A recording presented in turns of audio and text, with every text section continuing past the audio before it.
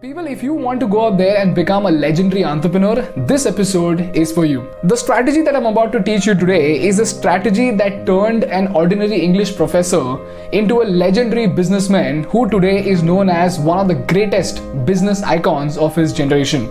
The story that I'm about to tell you today is the story of a man who got rejected by KFC and 24 लोग interview के लिए बैठे थे, ये अकेला बंदा रिजेक्ट हो गया. But 10 years down the line, today this man runs a company that is way bigger than KFC itself.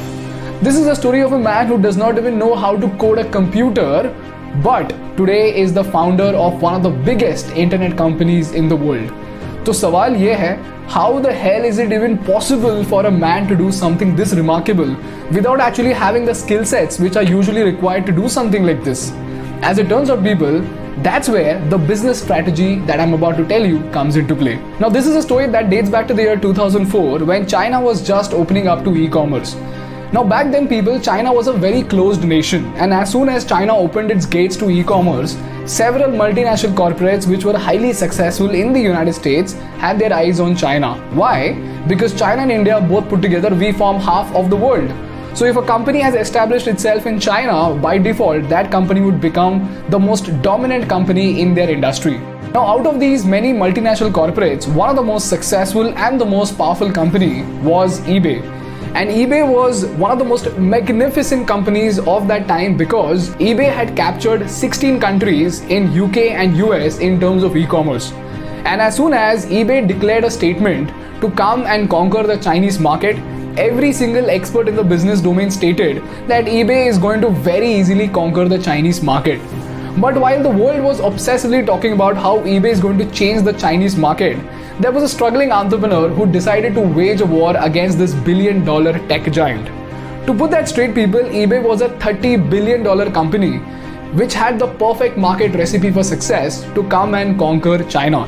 They had all the money in the world, they had the most amazing talent in their team, and most importantly, because of their experience in e-commerce, they knew exactly how the market functioned. On the other hand, if you look at this struggling entrepreneur, he is none other than the legendary businessman and the founder of Alibaba.com, Jackma. Today, many of you might know Jackma is a very successful business tycoon, but back then nobody even knew that Jackma existed in the first place. Jackma was struggling with his own company, that is Alibaba.com, जहाँ पे उनसे उनके खुद के company का revenue संभाला नहीं जा रहा था.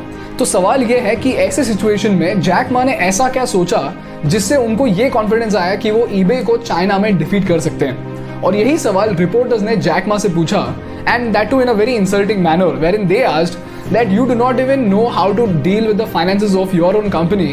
How the hell are you going to wage a war against a company that is 100 times bigger than you? And that's when Jackma stated one sentence, people, and today that sentence goes down as one of the most iconic sentences in the history of the Chinese business. You know what he said? He said, eBay might be the shark in the ocean, but I am the crocodile in the Yangtze River. If we fight in the ocean, we will lose, but if we fight in the river, we will win. तो सवाल ये है, what is so special about this one sentence that it goes down as one of the most iconic sentences in the history of business? Well, that's because, people, in the next 3 years, something magical happened and eBay went from having 90% market share in China to completely quitting the Chinese market to never ever come back again. And Jackma won the battle against eBay. तो सवाल ये है, what exactly was the game-changing factor and what was Jackma's strategy? As it turns out, people, one of the most important factors based on which any e-commerce company's success is determined is the website. Now, Jackma and eBay both decided to make a website to sell their e-commerce goods, but the way they designed their website played a crucial role in this business war. Now, you know what eBay did? eBay said that it's going to go and do market research and it's going to find out the most pressing problems that the Chinese people are facing. So when eBay officials actually went on to see how the Chinese market functions, they observed 3 things. The first observation they made was they understood that Chinese market में इतना सारा bargaining चलता है कि time shopping में कम and bargaining में ज़्यादा लगता है. So you know what they said? We are going to build a beautiful site wherein we are going to eliminate the pain of bargaining altogether. The second thing that they observed was that the Chinese market was filled with cheap goods with no guarantee, no warranty, जो कि हम सबको पता है.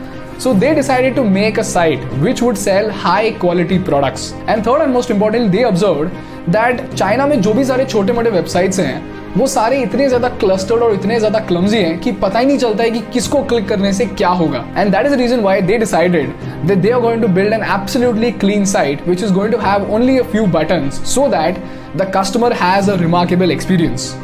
Whereas when Jackma was asked how exactly is he going to design the website, he asked his team specifically to design a complete opposite of what eBay designed. Jackma specifically asked his team members to put in a lot of pop-ups in the site to make the site look messy. And secondly, Jackma said that our website is not going to sell high quality goods at all. We will sell only cheap goods. We will only sell goods which do not have any guarantee or warranty whatsoever. And third and most importantly, he said that bargaining should be mandatory for every customer.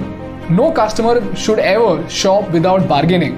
So they designed a small window जहाँ पे customers would specifically have to bargain with the shopkeeper to get the right price. Now people on the outside, अगर मैंने तुम लोगों से पूछा which one of these two sites would you prefer? Option number one, a clean site that sells high quality products and gives you guarantee and warranty along with those products, or a website which sells ultra cheap products with no quality whatsoever. और उन cheap products को shop करने के लिए भी तुमको अगर मैंने जबरदस्ती bargaining करवाया तो तुम कौन सा site choose करोगे? Of course we will choose eBay, right? Well, guess what? That's exactly what the eBay employees thought, and that's exactly the reason why they got defeated in the Chinese market. So the question is, why would anybody not like a clean site, and why would anybody prefer a clumsy site which is going to force you to bargain? Well, that's where the business strategy comes into play. People, while eBay was looking at things from the American perspective, and all the officials of eBay looked at the Chinese market as an external entity, Jackma viewed the Chinese market as a local resident of China, and he understood the mindset of the Chinese people more than anybody else. The reason why he designed a clumsy website is because he understood that Chinese people are used to clumsy and dirty markets. तो अगर Chinese market में अगर हलचल नहीं है, अगर Chinese market में कोई चिल्ला नहीं रहा है 50 जगह से, तो उस मार्केट में कुछ तो गड़बड़ है. तो एक चाइनीज सिटीजन को क्लमजी मार्केट दिखाना इसलिए जरूरी है बिकॉज उसने मार्केट को उसी तरह से देखा है. And secondly, the reason why he decided to sell only cheap goods in the website is because he understood that the very purpose that the Chinese people went to the market is to buy cheap goods, right?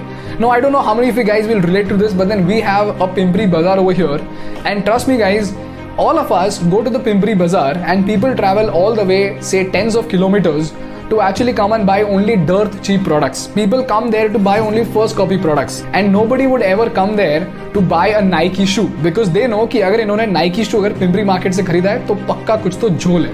And as far as my understanding is concerned, each one of us will know a market like this जहाँ पे सस्ता टिकाऊ product मिलता है और जहाँ पे हम क्वालिटी कभी एक्सपेक्ट नहीं करते हैं, and most importantly premium products तो कभी हम लेने जाएंगे ही नहीं. And last and most importantly, when it comes to bargaining people, you must have realized and you must have faced this with your grandmother that every time your grandmother asked you to go and buy say fruits from a fruit vendor, अगर तुमने suppose 1 kilo Apple ले लिया 120 रुपए के लिए, तो जब तुम एप्पल घर लेके आए तो तुम्हारी नानी ने तुमसे पूछा होगा कि तुमने एप्पल कितने में खरीदा, तो तुम बोलोगे 120 रुपए. और सेकंड क्वेश्चन वो तुमसे ये पूछेगी कि उसने कितना दाम बताया, और बाय एनी चांस अगर उसने जो दाम बताया और तुमने जिस दाम में खरीदा वो दोनों अगर सेम निकला, तो you are going to have a terrible time at house and you are going to get scolded because she is going to tell you that you have been looted by the shopkeeper. So if you look closely, bargaining in the Indian culture is actually a mandate, and our older generation doesn't even know what it is like to shop without bargaining. In fact, if you shop without bargaining, they are going to assume that तुमको लूटा गया है, and that is exactly how the Chinese people viewed eBay.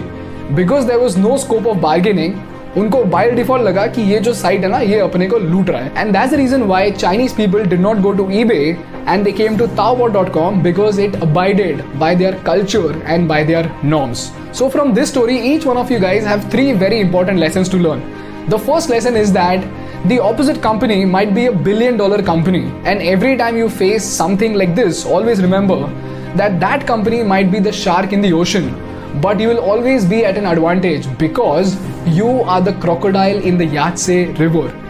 And the mere knowledge of the consumer behavior gives you an unfair advantage over any big multinational corporate. So always believe in yourself and your strategy of empathizing with your consumers.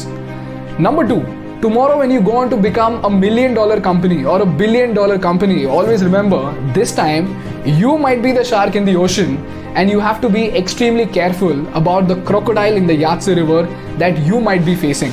And third and most importantly, people, always remember that empathy and compassion are two of those qualities that can turn a commoner into a king. And no amount of name, fame or money can ever stop him from becoming one. So be kind and practice empathy. Thank you.